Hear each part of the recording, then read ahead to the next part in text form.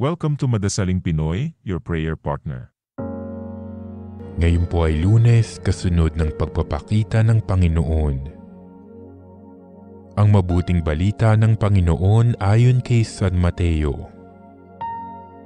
Noong panahong iyon, nabalitaan ni Jesus na ibinilanggo si Juan, kaya't bumalik siya sa Galilea. Ngunit hindi na siya sa Nazaret na nirahan, kundi sa Capernaum. Ang bayang ito'y nasa baybay ng lawa ng Galilea sa mga hangganan ng Zabulon at Neftali. Sa gayoy natupad ang sinabi ni Propeta Isaías.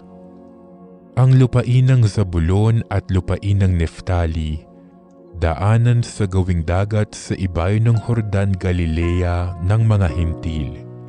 Itong bayang nag-apuhap sa gitna ng kadiliman, sa wakas ay nakakita ng maningning niyang ilaw. Liwanag na taglay nito'y siya ngayong tumatanglaw sa lahat ng nalugami sa lilim ng kamatayan. Magmula noon ay nangaral na si Jesus. Ang sabi niya, "Pagsisihan ninyo talikdan ang inyong mga kasalanan, sapagkat malapit nang maghari ang Diyos."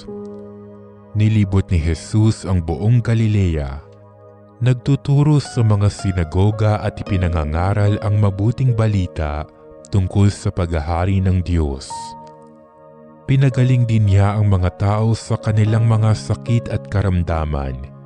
Siya'y nabantog sa buong Syria, kaya't dinala sa kanya ang lahat ng may sakit at mga pinahihirapan ng iba't ibang karamdaman. Mga inaalihan ng mga demonyo, mga himatayin, mga paralitiko. Silang lahat ay kanyang pinagaling. At sinundan siya ng napakaraming tao buhat sa Galilea, Decapolis, Jerusalem, Judea at maging sa ibayo ng Jordan. Ang mabuting balita ng Panginoon.